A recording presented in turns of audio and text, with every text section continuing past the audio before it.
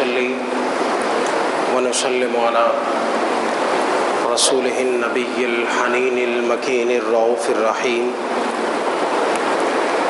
أما بعد فأعوذ بالله من الشيطان الرجيم بسم اللہ الرحمن الرحیم۔ جو حضرات قرآن پاک کی تلاوت فرما رہے ہیں، گزارش ہے کہ قرآن پاک شیلفز کے اندر رکھ دیں۔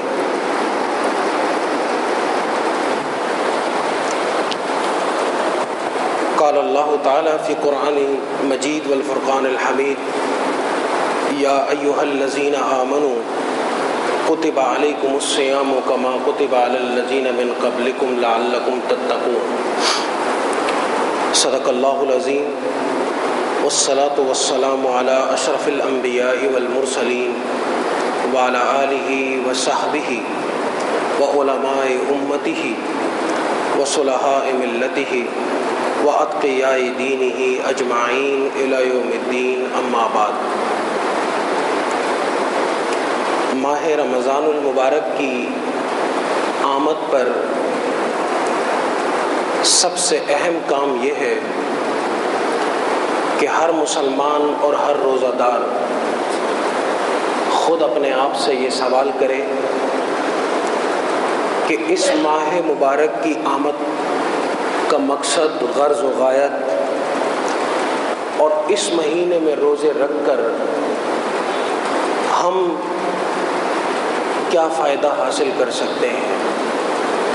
کیونکہ ایک بندہ پوری زندگی عبادت کرتا رہے لیکن وہ اللہ کی شان قدرت اور کمال کبریائی میں ذرہ برابر اضافہ نہیں کر سکتا، اور اسی طرح اگر ساری مخلوق اللہ کے در سے باغی ہو جائے، اس کے در کو چھوڑ دے، اس کا شکر، اس کا ذکر کرنا چھوڑ دے، تو تب بھی اللہ کی شان قدرت پر کوئی فرق نہیں پڑتا۔ جو بندہ اطاعت اور بندگی بجا لاتا ہے، یہ خود اس کا اپنا ذاتی فائدہ ہے، اور جو سرکشی اور تمرد اختیار کرتا ہے، یہ خود اس کے خسارے کا سودا ہے۔ اسی لیے حضور علیہ الصلاۃ والسلام اپنی مقدس زندگی میں جب کبھی اس ماہ مبارک کا آغاز ہوتا تھا تو آپ اس ماہ مبارک کی آمد پر بے پناہ خوشی کا اظہار فرماتے تھے۔ آپ اتنے خوش ہوتے تھے کہ باقاعدہ صحابہ کرام رضوان اللہ تعالی علیہم اجمعین کو اس ماہ کے آمد کی مبارکباد دیتے تھے۔ اور اسی لیے امام جلال الدین سیوطی رحمۃ اللہ تعالی علیہ نے لکھا کہ اس ماہ مقدس کی آمد پر ایک دوسرے کو مبارکباد پیش کرنا رسول اکرم نور مجسم صلی اللہ علیہ وسلم کی سنت مبارکہ ہے۔ اور صرف مبارکباد نہیں ہوتی بلکہ آپ اپنے محترم صحابہ کرام رضوان اللہ تعالی علیہم اجمعین کو دلی طور پر ڈھارس بندواتے، آپ ان کو تقویت دیتے، ان کے ایمان کی کیفیت اور نشاط میں اضافہ فرماتے۔ محدثین نے ان تمام روایات کو جمع کیا ہے کہ جس میں حضور نبی کریم رؤوف الرحیم علیہ افضل الصلاۃ والتسلیم نے اپنے صحابہ کرام رضوان اللہ تعالی علیہم اجمعین سے مخاطب ہو کر کے اس ماہ مقدس کو گزارنے کا طریقہ، اس کی نیت، اس کا عقل، اس کا شعور اور فہم، اور ایک مسلمان کے پاس اس کا مبلغ علم یہ ہونا لازم ہو جاتا ہے کہ اس کے علم میں یہ بات آئے کہ ہمارے نبی علیہ الصلاۃ والسلام نے اس مہینے کو خود کس طرح گزارا تھا۔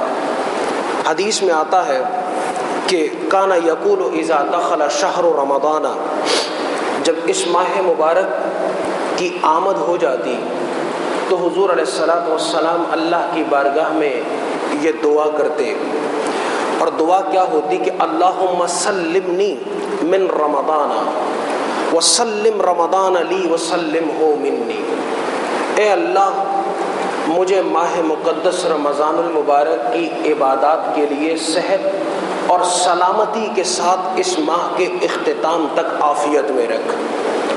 اور پھر فرماتے تھے کہ اے اللہ مجھ سے اس مہینے کی عبادات اور اس مہینے میں جس طرح اور جن کاموں پر تو راضی ہوتا ہے ان سب کو میرے لیے سلامتی والا بنا دے۔ اور پھر فرماتے تھے کہ اے باری تعالی اس ماہ مبارک کو اور ہمیں اپنی برکتوں اور رحمتوں کا امیدوار بنا دے۔ ہم اپنے آپ سے پوچھیں ہم نے یہ دعا کی ہے؟ اگر ہم نے یہ دعا نہیں کی تو عربی کے الفاظ کو دہرانے کی قطعاً کوئی ضرورت نہیں، آپ اس کے مفہوم کو بیان کر دیں اور اس کے مفہوم کے ذریعے سے اسی دعا اور استغاثے کو اللہ کی بارگاہ میں پیش کر دیں کہ اے اللہ اس پورے رمضان المبارک میں مجھے تندرستی، صحت، توانائی اور قوت عطا فرما دے۔ یہ جو آپ سنتے ہیں کہ آج ٹیمپریچر 43 ہو جائے گا، آئندہ دنوں میں 44 ہو جائے گا، مدینہ طیبہ میں اور عرب کے اس صحرائی خطے میں یہ ٹیمپریچر ہمیشہ 43 اور 44 سے زیادہ ہی رہا ہے۔ آج سہولیات ہو گئی ہیں، اس کا انکار نہیں ہے، لیکن حضور علیہ الصلوۃ والسلام کے دور اقدس میں کبھی ایسا نہیں تھا کہ اتنی اونچی چھتوں تلے اور اتنے تیز چلنے والے پنکھوں کے نیچے صحابہ کرام بیٹھ کر کے عبادت کر رہے ہوں، ایسا کچھ نہیں تھا۔ اور آپ میں سے وہ تمام حضرات جو مکۃ المکرمہ کی زیارت کر چکے ہوں، وہاں کے جغرافیے سے شغف رکھتے ہوں، آپ کے بھی علم میں یہ بات ہے کہ مکۃ المکرمہ میں بذات خود اور مدینہ طیبہ میں بھی خود تیز ہوائیں نہیں چلا کرتی۔ کراچی کا موسم اور اس کا ٹمپریچر عصر کے بعد گر جاتا ہے، اور سمندر کی قربت کی وجہ سے آپ تمام حضرات محسوس کرتے ہیں کہ ظہر کے وقت کے گرمی کی تمازت اور شدت اور شام کے وقت کی شدت اور تمازت میں بہت بڑا فرق آ جاتا ہے۔ دن کی کتنی ہی گرم ہوا ہو لیکن شام کو عمومی طور پر وہ موسم ٹھنڈا ہو جاتا ہے، خوشگوار ہو جاتا ہے۔ حضور علیہ الصلوۃ والسلام کے دور اقدس سے لے کر کے آج تک، اور آج بھی عرب میں وہ بدو موجود ہیں جو مسلمان ہیں، روزے رکھتے ہیں، اور ان کے پاس آج بھی دنیا کی وہ تمام راحتیں اور آسائشیں موجود نہیں ہیں، لیکن جب ماہ مقدس رمضان المبارک کی آمد ہوتی ہے تو ان کی پیشانیوں پر ذرہ برابر بل نہیں پڑتا۔ عموماً لوگ پریشان ہو جاتے ہیں کہ اب کیا ہوگا۔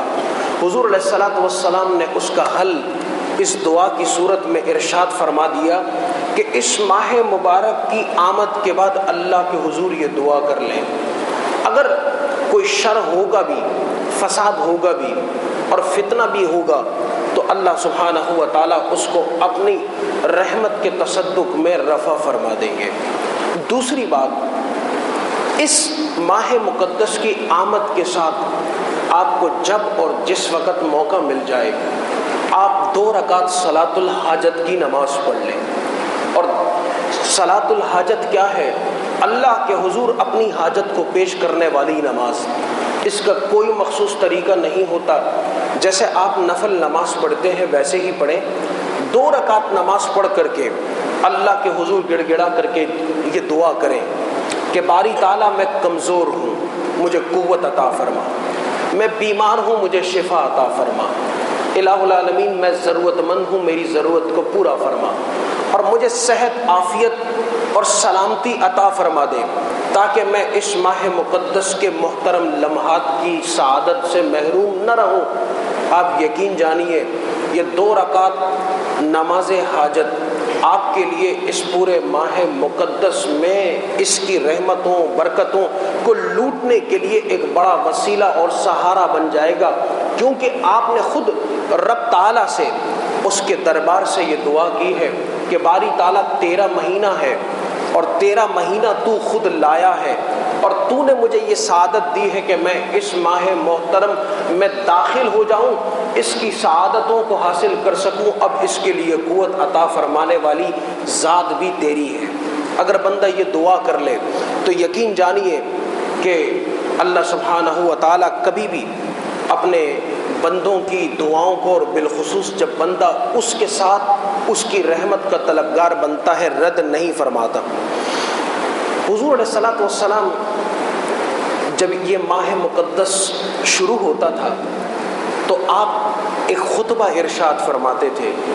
اس خطبے کو محدثین نے اپنی کتب میں لکھا، اور وہ خطبہ کیا ہے، وہ معنی کے اعتبار سے، مفہوم کے اعتبار سے اور عمل اور یقین کے اعتبار سے ایک مسلمان کے لیے توشہ دنیا و آخرت ہے۔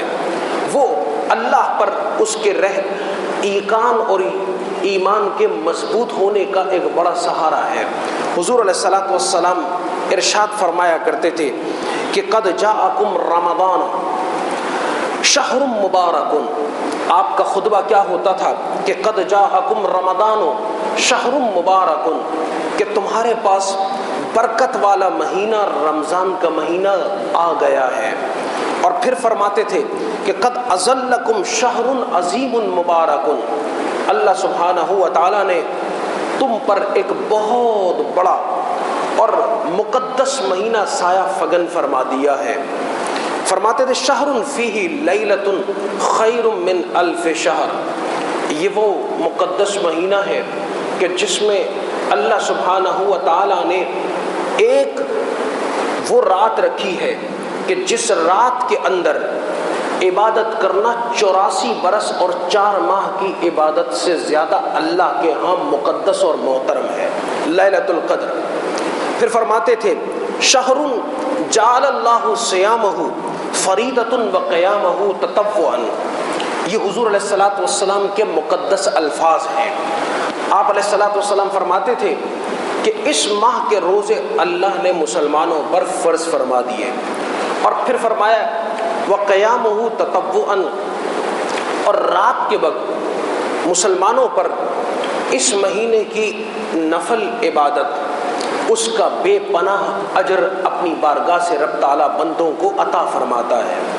وہ بندے جو چل کر کے اس کی بارگاہ میں آتے ہیں، 20 رکعت نماز تراویح کی صورت میں ادا کرتے ہیں، قرآن پاک کی تلاوت کی سماعت کرتے ہیں، مسجد میں قیام کرتے ہیں، مسجد کے ساتھ جڑے رہتے ہیں، اللہ سبحانہ و تعالیٰ اپنے ایسے بندوں کو محروم نہیں فرماتا۔ وہ اس 1 اور 2 گھنٹے کو باہر لگاتے تو ان کے لیے تفریح کا سامان بھی ہو سکتا تھا، وہ اس میں تجارت کے معاملات کو بھی طے کر سکتے تھے، وہ اپنی دوسری دنیا کی ضروریات کو بھی پورا کر سکتے تھے۔ لیکن بندہ جب ہر چیز سے کٹ کر کے اللہ کے لیے ہو جاتا ہے تو خود بخود اللہ اپنے ایسے بندوں کے ساتھ ہو جایا کرتا ہے۔ اس لیے اس ماہ میں رات کے وقت آ کر کے کھڑے ہو جانا، اللہ کے حضور عبادت کا نذرانہ پیش کرنا، یہ باعث اجر ہے۔ اور اس کے اجر کی کیا شان ہے کہ ایک قرآن پاک کا لفظ جو آپ سماعت فرماتے ہیں، قرآن کریم کی اس تلاوت کی افادیت، اس کی عظمت اس ماہ مقدس میں اتنی بڑھ جاتی ہے، بندہ ایک لفظ ایک آیہ مبارکہ کی تلاوت سنتا ہے گویا کہ اس نے کم از کم 700 آیات مبارکہ کی تلاوت کو سماعت فرما لیا ہے۔ یہ کم از کم اجر ہے۔ اور باقی بندہ کتنے اخلاص کے ساتھ اور محبت اور شوق کے ساتھ اللہ کے اس کلام کو سنتا ہے، یہ اس کی اپنی نیت پر ہے، اور نیت کے حساب سے بندہ اللہ کے اجر کو حاصل کر لیتا ہے۔ حضور علیہ الصلوۃ والسلام نے ارشاد فرمایا من تقرب فیہ بخصلۃ من الخیر کان کمن ادى فریضۃ فیما سواہ، اس ماہ محترم میں آپ کوئی ایک نیکی بھی کرتے ہیں، آپ کی وہ ایک سادہ سی نیکی اللہ کے حضور میں ایسے قبول کی جاتی ہے گویا کہ آپ نے فرض باقی دنوں میں ادا کر لیا ہو۔ یعنی معمولی سی کوئی نیکی ہے، اور وہ معمولی نیکی کیا ہو سکتی ہے؟ آپ کا مسکرانا یہ بھی نیکی ہے، آپ کا کسی کے لیے خیر کے 2 کلمات کا بول دینا یہ بھی نیکی ہے، آپ کا مسکرا دینا اور لوگوں کے ساتھ ہمدردی کا اظہار کرنا یہ بھی نیکی ہے. یہ وہ نیکیاں ہیں کہ جس میں انسان کوئی پیسہ خرچ نہیں کرتا. اور اسی لیے حضور نے فرمایا کہ بہترین صدقہ وہ ہے جس کو مسلمان ماہ رمضان المبارک میں دے دے، کیونکہ وہ صدقہ بھی ہوتا ہے، وہ نفل بھی بن جاتا ہے، وہ خیر خواہی بھی بن جایا کرتی ہے، اور وہ اللہ کی بارگاہ میں اجر کے قابل بھی بن جاتا ہے. فرمایا کہ ومن ادا فریدۃ فیہ کان کمن ادا 70 فریدۃ فیما سواہ. ایک آپ فرض کو ادا کریں، اللہ سبحانہ و تعالیٰ ایک فرض کا اجر نہیں لوٹاتا بلکہ 70 فریدۃ، کم از کم 70 فرائض بنا کر کے اس ایک فرض کے اجر کو لوٹا دیتا ہے. آپ نے ایک جمعۃ المبارک کی فرض نماز کو اس ماہ مقدس میں ادا کیا، یہ عام دنوں کے مقابلے میں ایسا ہی ہے کہ آپ نے 70 جمعے اللہ کی بارگاہ میں نذرانے کے طور پر پیش کر دیے. آپ نے ایک مرتبہ قرآن کریم کو ختم کر لیا، یہ اللہ کی بارگاہ میں ایسا ہی ہے گویا کہ آپ نے 70 مرتبہ قرآن پاک کی تلاوت کر کے اللہ کے حضور پیش کی، اور اللہ نے قبول بھی فرمایا، اور قبول فرمانے کے بعد اپنے اجر کا آپ کو مستحق بھی بنایا. آپ فرائض کو گنتے چلے جائیں، اس میں زکوٰۃ بھی ہے، اس میں نماز بھی ہے، اس میں وہ تمام کی تمام واجبات جو بحیثیت مسلمان ہم پر عائد ہوتے ہیں، بندہ کرتا چلا جائے، اللہ سبحانہ و تعالیٰ اس کو اپنی شان کے مطابق نوازتا چلا جاتا ہے. فرمایا وَهُوَ شَهْرُ الصَّبْرِ وَالصَّبْرُ ثَوَابُهُ الْجَنَّةُ. یہ مہینہ صبر کا مہینہ ہے، اور صبر وہ چیز ہے کہ اللہ سبحانہ و تعالیٰ صرف صابروں کو، صبر کرنے والوں کو بے پناہ اجر اور اپنی بارگاہ سے عنایات سے نوازتا ہے. یہ صبر کا مہینہ ہے. یہ صبر صرف اس بات پر نہیں ہے کہ ہم کھانے پینے سے رک گئے ہیں، یقیناً اس پر بھی صبر ہے، لیکن صبر ناخوشگواریوں پر صبر ہے. صبر انسان کے مزاج کے غیر موافق باتوں پر صبر ہے.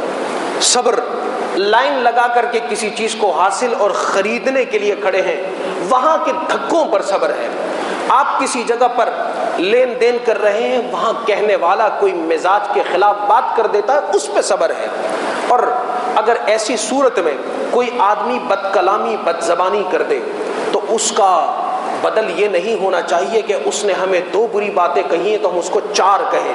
حضور علیہ الصلوۃ والسلام نے ارشاد فرمایا روزے دار کا مزاج یہ ہونا چاہیے کہ کسی نے آپ کو سخت جملہ بھی کہہ دیا تو جواب میں اس کو آپ کو کہنا کیا ہے؟ جواب میں یہ کہنا ہے کہ میں روزے سے ہوں، میں روزے سے ہوں، اور اس کے بعد کچھ نہیں کہنا. آپ کا یہ صبر اللہ کو اتنا پسند ہے کہ اس صبر کی بنیاد پر اللہ سبحانہ و تعالیٰ آپ کو وہ عطا فرما دے گا جو آپ کے کہنے پر، آپ کے جواب دینے پر، آپ کی بد کلامی بد زبانی اور درست لہجے پر کبھی عطا نہیں فرمائے گا. اور اس لیے حدیث میں آتا ہے اللہ سبحانہ و تعالیٰ بندے کو نرمی پر وہ عطا فرماتا ہے جو کسی بندے کو اس کی سختی پر کبھی عطا نہیں فرماتا. اور یہ مہینہ ایسا ہے کہ راستوں میں، بازاروں میں، چوکوں میں، حتیٰ کہ مساجد میں، ارد گرد کے ماحول میں، محلوں میں، تعلقات میں بس اوقات تلخی پر مبنی کیفیات پیدا ہو جاتی ہیں، باتیں پیدا ہو جاتی ہیں. اس کو اللہ کے لیے نظر انداز کر دینا اس ماہ مبارک کا اصل الاصیل اور حاصل الحصول ہے. اس کا مقصد یہی ہے کہ ہماری اندر کے جو نفس اللہ نے ودیعت کر رکھا ہے اس کی ٹریننگ ہو، اور عام دنوں میں وہ ٹریننگ ممکن نہیں ہوتی. اور اسی لیے کوئی ہمیں 2 کہتا ہے ہم 4 کہہ دیتے ہیں، کوئی کم بری بات کرتا ہے ہم زیادہ بری بات کر دیتے ہیں. لیکن حضور علیہ الصلوۃ والسلام نے فرمایا وَهُوَ شَهْرُ الصَّبْرِ وَالصَّبْرُ ثَوَابُهُ الْجَنَّةُ. یہ صبر کا مہینہ ہے.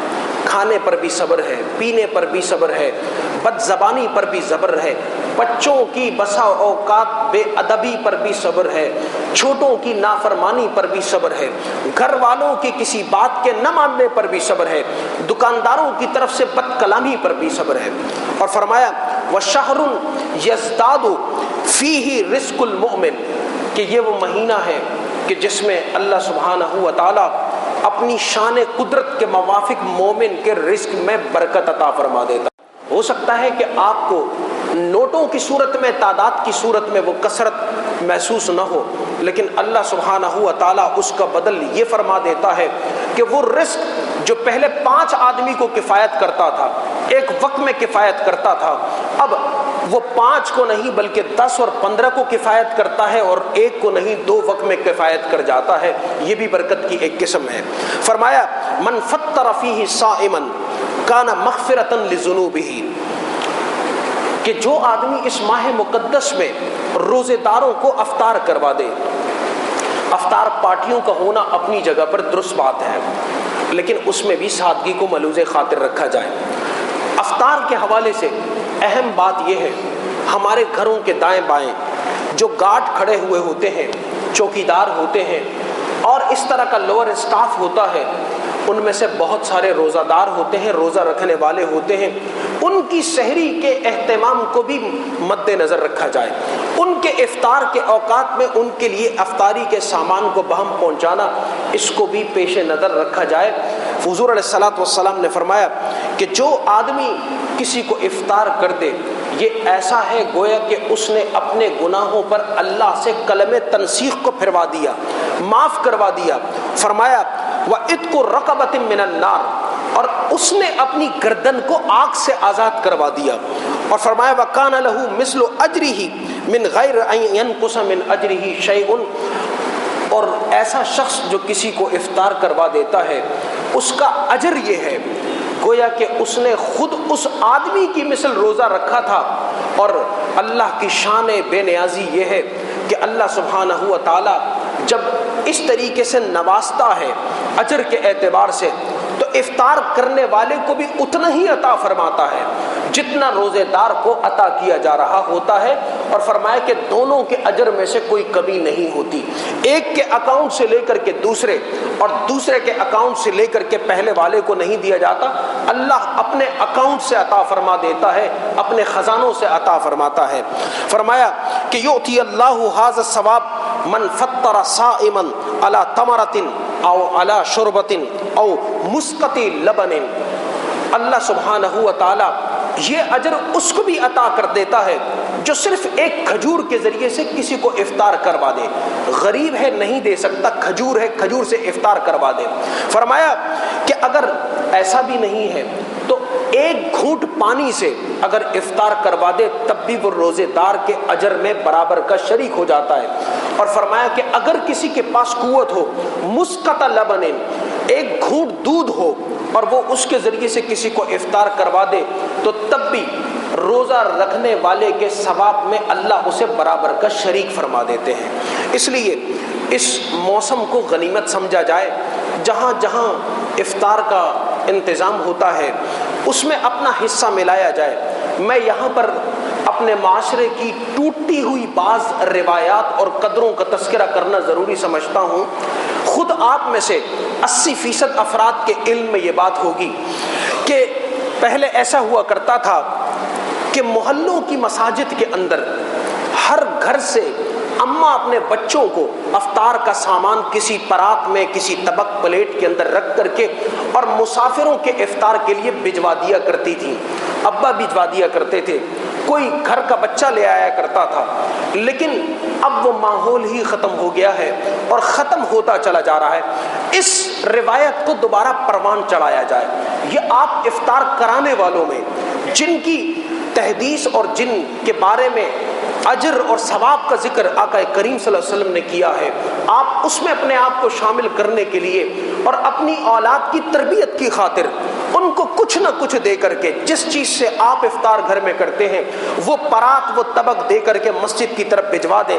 مسجدوں میں جو غریب طبقہ، مسافر طبقہ اور محتاج طبقہ آ کر کے افطار کرتا ہے، آپ یقین جانیے کہ اس بات کو ہم اپنے لیے سعادت سمجھیں کہ وہ ہمارے بھیجے ہوئے اس معمولی سی چیزوں کے اوپر اپنا افطار کر لیتے ہیں، لیکن ہمیں اپنے اجر و ثواب میں برابر کا شریک کر لیتے ہیں۔ اس لیے گھروں سے اس افطار کو بھیجا جائے، اس کی کوانٹٹی کو نہ دیکھا جائے، اس کی کوالٹی کو نہ دیکھا جائے۔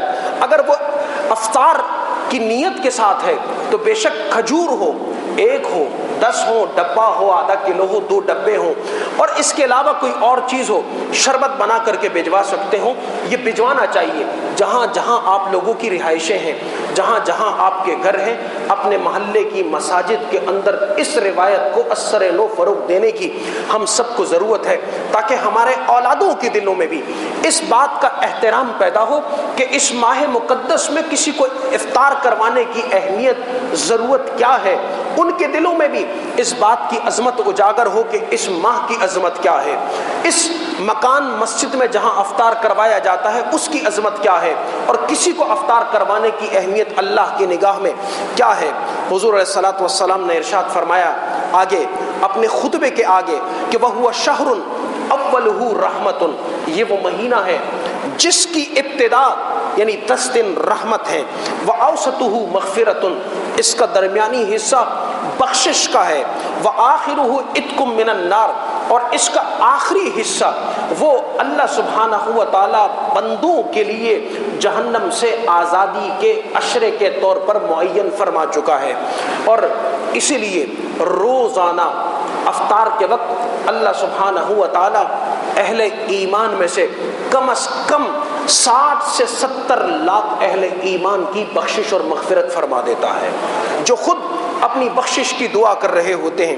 فرمایا من خفف مملوکہ فیہ غفر اللہ لہ عاتقہ من النار, اس ماہ محترم میں جو اپنے ملازم کے کام کے بوجھ کو کم کر دے گا, اللہ سبحانہ و تعالی اس کو بھی جہنم کی آگ سے خلاصی عطا فرما دے گا.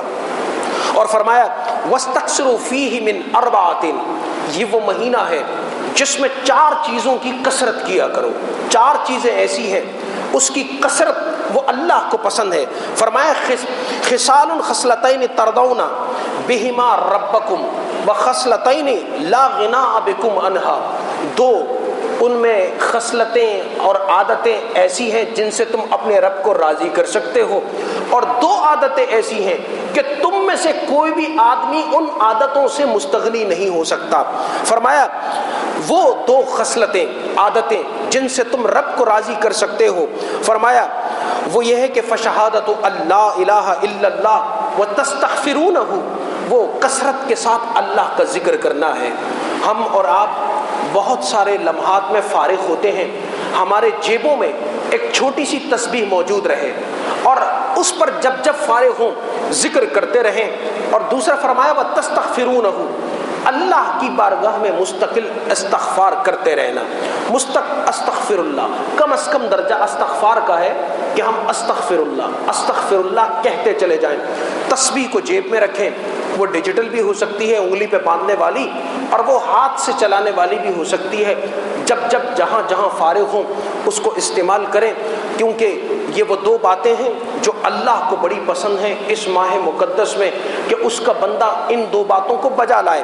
اور پھر فرمایا کہ وہ 2 باتیں جن سے تم مستغنی نہیں ہو سکتے ہو وہ کون سی ہے؟ فَتَسْأَلُونَ اللَّهَ الْجَنَّةَ, اللہ سے بار بار اپنے لیے جنت کی دعا کرنا. وَتَعُوذُونَ بِهِ مِنَ النَّارِ, اور بار بار اللہ کی بنائی ہوئی جہنم کی آگ سے پناہ مانگنا. ہم دعائیں بہت کرتے ہیں, دعاؤں کا بڑا حصہ دنیا کے معاملات کے طلب میں چلا جاتا ہے, لیکن جنت کے حصول کے لیے عموماً دعا کا رجحان نہ ہونے کے برابر ہے, اس طرف ذہن نہیں جاتا. اور پھر اسی کے ساتھ ساتھ جہنم کی آگ سے پناہ مانگنا, ہم سمجھتے ہیں شاید اس کی کوئی ضرورت نہیں, ہم عبادت کر رہے ہیں, یہ خود ہی جہنم سے پناہ مانگنے کا ایک سبب ہے, بے شک ہے. لیکن اللہ کے نبی صلی اللہ علیہ وسلم نے تاکید کے ساتھ فرمایا اس ماہ مقدس میں جب تم دعا کرو تو اللہ سے اس کی جنت کو بھی طلب کرو اور اس کے جہنم کی پکڑ اور عذاب سے بھی پناہ مانگتے رہو. اور پھر فرمایا وَمَنْ سَقَى صَائِمًا سَقَاهُ اللَّهُ مِنْ حَوْضِ شُرْبَةً لَا يَظْمَأُ حَتَّى يَدْخُلُ الْجَنَّةَ, جو آدمی اس ماہ مقدس میں کسی روزے دار کو پانی پلا کر کے سیراب کر دیتا ہے, حضور علیہ الصلوۃ والسلام نے ارشاد فرمایا قیامت کے دن اللہ سبحانہ و تعالیٰ اس کو میرے حوض سے ایسے پانی پلا دے گا کہ جب تک وہ جنت میں داخل نہ ہو جائے اسے دوبارہ پانی کی طلب اور حاجت نہیں ہوگی. یہ اجر ہے اس شخص کے لیے جو روزے دار کے لیے پانی کا اہتمام کر دیتا ہے.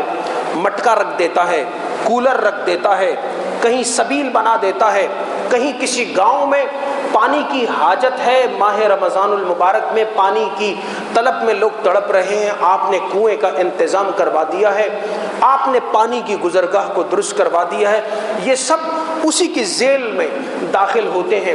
اور یہ وہ ماہ مقدس ہے کہ جس میں حضور علیہ الصلوۃ والسلام روزے کی حالت میں کثرت کے ساتھ مسواک فرمایا کرتے تھے۔ یہ بات آپ میں سے اکثر کے علم میں ہوگی کہ جب آپ صبح روزے کے لیے نیت کر لیتے ہیں تو اس کے بعد پیسٹ لگا کر کے، ٹوتھ پیسٹ لگا کر کے برش کرنا یہ ممنوع ہے۔ اس کے ذرات حلق سے اتر کر کے معدے میں داخل ہوتے ہیں، وہ روزے کو فاسد کر دیتے ہیں۔ لیکن مسواک چاہے تر ہو چاہے سوکھی بھی ہو، اس کے استعمال سے روزے پہ کوئی فرق نہیں پڑتا۔ حضور علیہ الصلوۃ والسلام کثرت کے ساتھ کم از کم 3 مرتبہ رات کو، 1 مرتبہ دن میں، اور باقی جب جب آپ وضو فرماتے تھے مسواک کی لکڑی کو استعمال فرمایا کرتے تھے۔ یہ کھجور کا بھی ہو سکتا ہے، کیکر کا بھی ہو سکتا ہے، پیلو کا بھی ہو سکتا ہے، یہ کسی بھی چیز کا بنا ہوا مسواک ہو سکتا ہے۔ حضور علیہ الصلوۃ والسلام کھجور کا مسواک اور پیلو کا مسواک استعمال فرمایا کرتے تھے۔ دانتوں کی بیماریاں دور ہوتی ہیں، اور حضور علیہ الصلوۃ والسلام نے ارشاد فرمایا جو شخص وضو کے دوران مسواک کو استعمال فرمائے گا، مرتے وقت اللہ سبحانہ و تعالیٰ ایسے بندے کو کلمہ پڑھنا نصیب فرما دے گا۔ اس لیے وضو کریں، مسواک چھوٹی سی ہوتی ہے، آپ لے کر کے جیب میں رکھ سکتے ہیں، استعمال کر لیا کریں۔ ایک تو نماز کا اجر بھی اللہ تعالیٰ، وہ وضو جس میں آپ نے مسواک کیا ہو اور اس وضو سے پھر آپ نماز پڑھتے ہیں، عام نمازوں کے مقابلے میں اللہ سبحانہ و تعالیٰ اس کا اجر، اس نماز کا ثواب 28 گنا بڑھا کر کے بندوں کو واپس فرما دیتا ہے۔ اس لیے مسواک کو بھی استعمال کر لیا کریں۔ اللہ سبحانہ و تعالیٰ اس ماہ مقدس کا ادب کرنے، اس کے روزوں کا احترام کرنے اور اس میں اپنی بساط کے مطابق انفاق کرنے کی ہم سب کو توفیق عطا فرمائے۔ آمین وما علینا الا البلاغ المبین۔